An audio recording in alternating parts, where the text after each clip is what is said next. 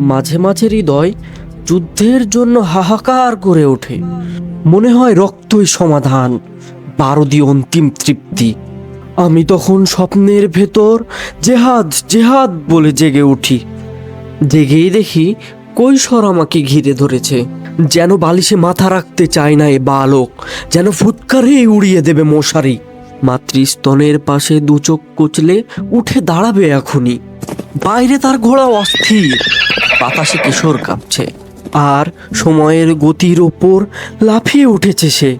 না, এখনো সে শিশু।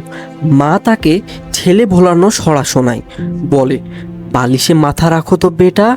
শোনো, বক্তিয়ারের ঘোড়া আসছে, আসছে আমাদের 17 সাওয়ারি, হাতে নাঙ্গা তলোয়ার। মায়ের ছড়া গানে কৌতূহলী কান পাতে বালিশে, নিজের দিলের শব্দ বালিশের সেনার ভেতর। সে ভাবে শুনতে পাচ্ছে ঘোড়দৌড়। বলে, কে মা বক্তিয়ার? আমি বক্তিয়ারের ঘোড়া দেখব। মা পাখা ঘোরাতে ঘোরাতে হাসেন। আল্লাহর সেফাই তিনি, তুকিদের রাজা। যেখানে আজান দিতে ভয় পায় মোমেনেরা আর মানুষ করে মানুষের পূজা, সেখানেই তিনি আসেন। হিলজিরের সাদা ঘোড়ার সাওয়ারি। দেখো দেখো, জালিম পালাই খিড়কি দিয়ে। দেখো দেখো। মায়ের কেচ্ছায় ঘুমিয়ে পড়ে বালক। তুলোর ভেতর অশ্বক্ষুরের শব্দে স্বপ্ন তার নিশেন ওড়ায়। কোথায় সে বালক?